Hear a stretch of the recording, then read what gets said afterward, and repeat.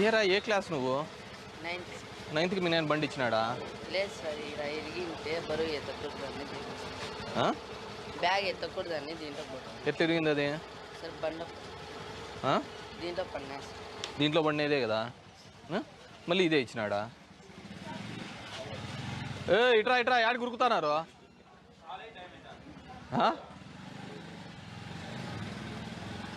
అది ఇది పడే కదా నాన్న. ఎక్కడ ఉండే నువ్వు? ఏ స్కూలు? ఈయనే కదా, నడుచుకుంటూ పోతే అయిపోతుంది కదా. ఈ దీంట్లోనే కదా కింద పడి మళ్ళీ దీన్ని ఎట్లా ఇచ్చినాడు మీ నాయన అంటనా? అలా కాదు కదా, వయసు అన్న ఉండాలి కదా.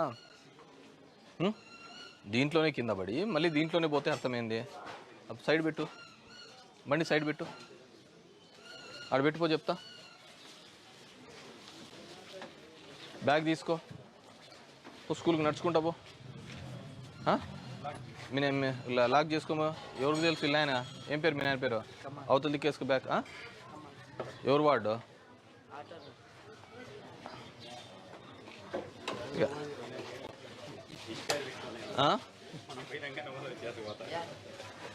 నడుచుకుంటా పో.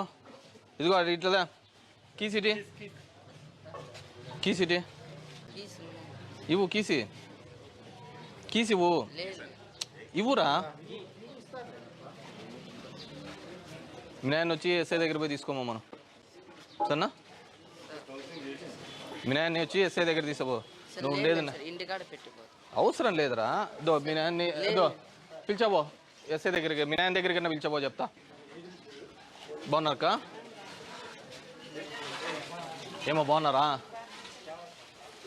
పిలుచుకోమో. వానికి కింద పన్నాడంట, ఆల్రెడీ కౌన్సిలింగ్ 9th క్లాస్ చేసినాడు. మళ్ళీ వీనికి బండి స్కూళ్ళలోకి ఈయన చూసి ఇంకా నలుగురు నేర్చుకుంటేది. ఏమ్మా ఇంత చిన్న వయసుకే కొడుకు బండి ఇకపోతే?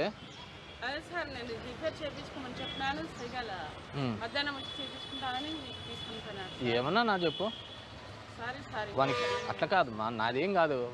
ఆ వయసులో వానికి ఏం తెలుస్తుంది చెప్పు?